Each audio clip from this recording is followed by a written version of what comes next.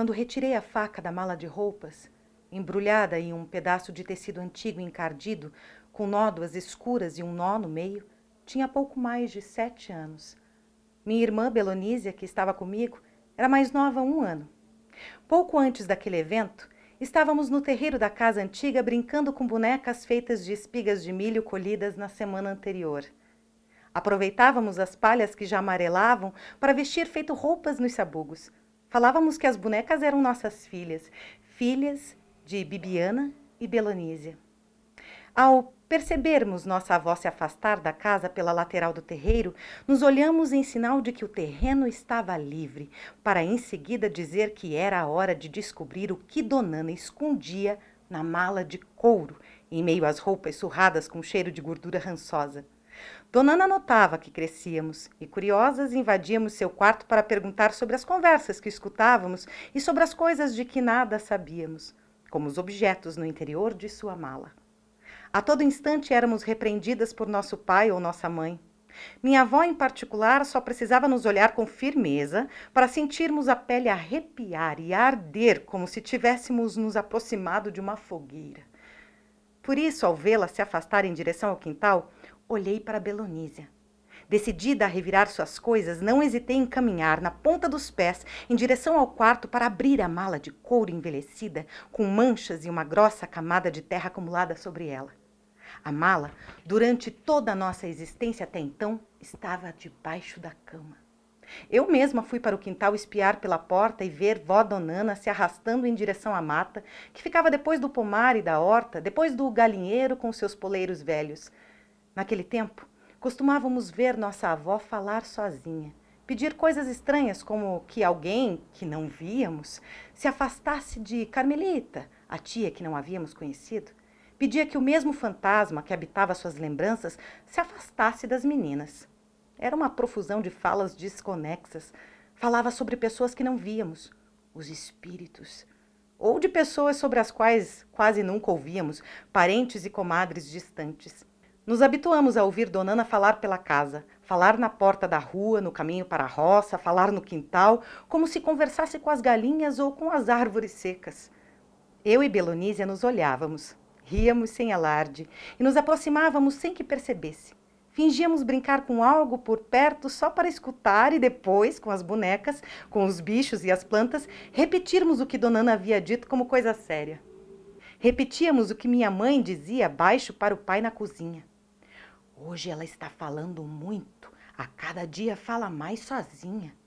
O pai relutava em admitir que minha avó estivesse com sinais de demência. Dizia que a vida toda a mãe havia falado consigo mesma. A vida toda havia repetido rezas e encantos com a mesma distração com que revirava os pensamentos.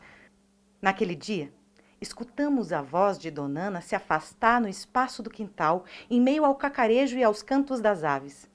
Era como se as rezes e sentenças que proferia, e que muitas vezes não faziam sentido para nós, estivessem sendo carregadas para longe, carregadas pelo sopro de nossas respirações ansiosas, pela transgressão que estávamos prestes a cometer. Belonísia se enfiou debaixo da cama e puxou a mala.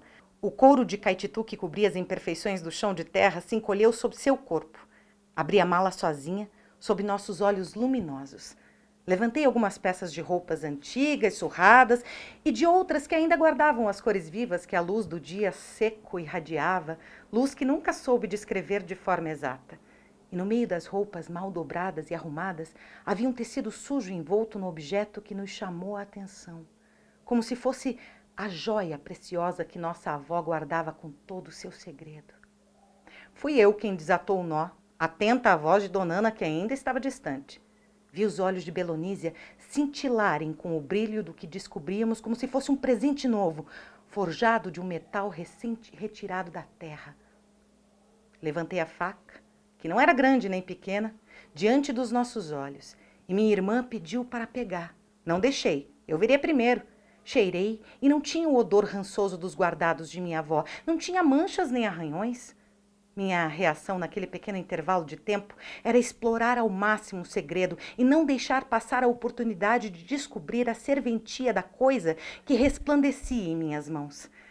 Vi parte de meu rosto refletido como num espelho, assim como vi o rosto de minha irmã, mais distante.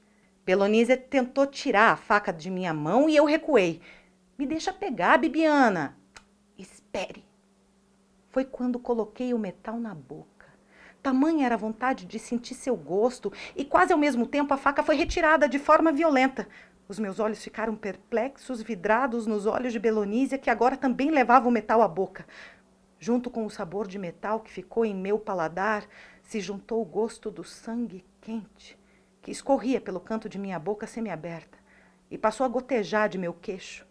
O sangue se pôs a embotar de novo o tecido encardido e de nódoas escuras que recobria a faca.